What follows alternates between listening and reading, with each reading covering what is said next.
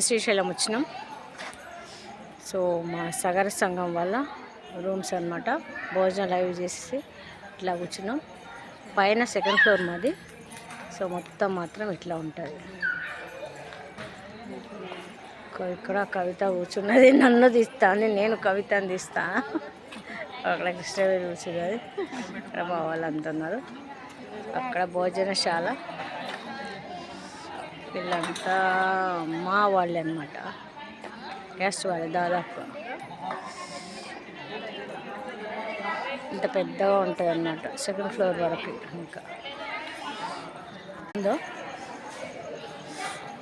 కొంచెం లైటింగ్ ఉంది, కొంచెం లేదన్నమాట.